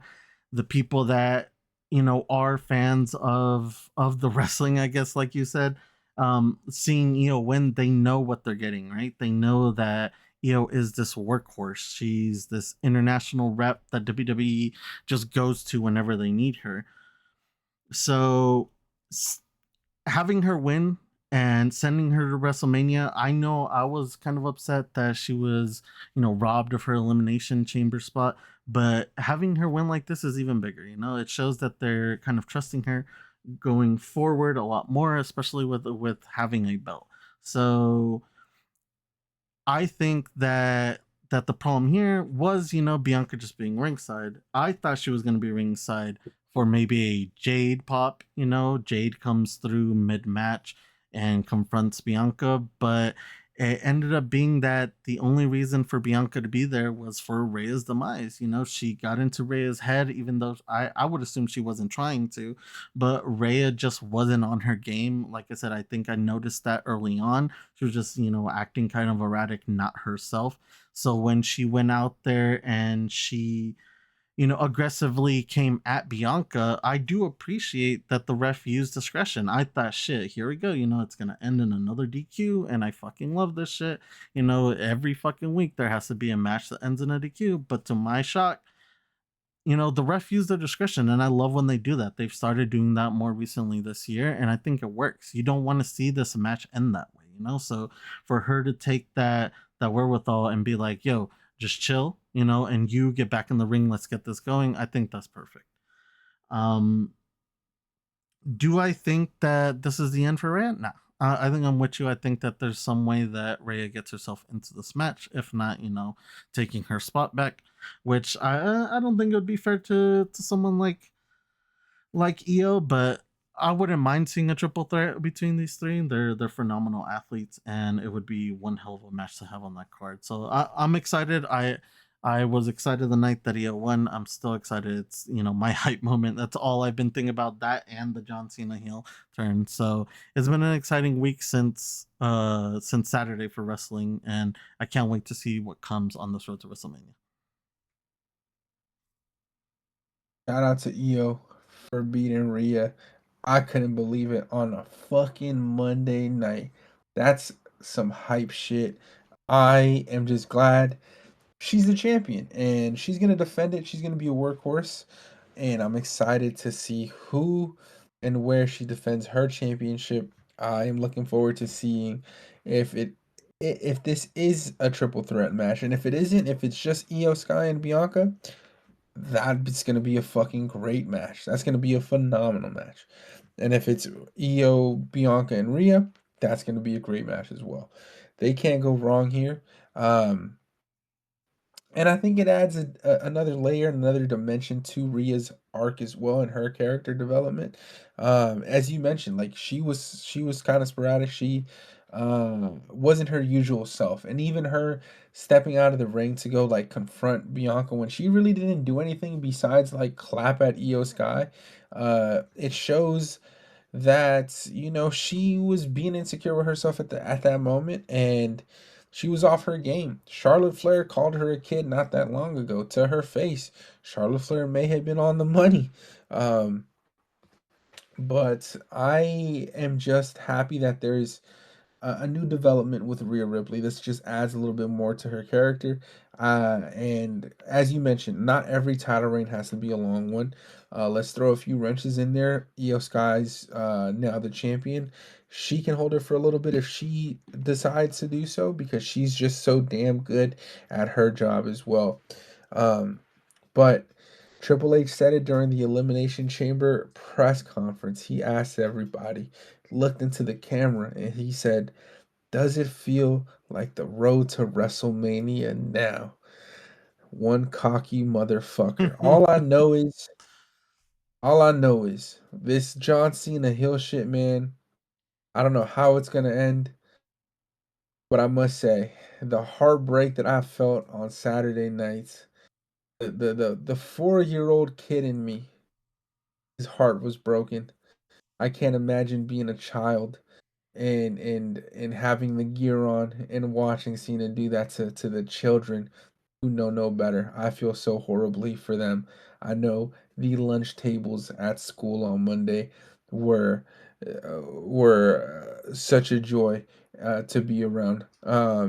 I can't imagine the bewilderment of these kids across the nation watching their hero do what he did to their other hero, Cody Rhodes. But Cody, thoughts and prayers are with you. Um, I don't know how he's ever gonna trust anybody moving on. John Cena, he broke my heart. Hustle, loyalty, respect. 20 years all down the drain. But if that's the road to 17, then by all means, John, let's get after it, man. Let's go get that championship belt. I'm going to be there when you do it. I'm going to be there when you win it. And I cannot wait for that moment. What a fantastic Elimination Chamber. I am excited to see how this all plays out. I am going to just enjoy the next few weeks of SmackDown overall. Let's see what happens. Let's see who returns. Let's see what matches are built up. Let's see what feuds continue moving forward. But man, I'm excited. What a way to end this year's Elimination Chamber. Um, but yeah, no. With that being said, King Jess, take it away. Yeah, and that brings this week's show to an end. I'd like to thank everyone and anyone who's listening for giving us a chance. I hope you enjoyed the show and come back next week for more. Like always, a like, a comment, a follow goes a long way. It also shows us y'all are still rocking with us. This week's question: did you see the Cena heel turn becoming a reality in 2025? Let us know in the comments below. Until next week, remember, the last time is now.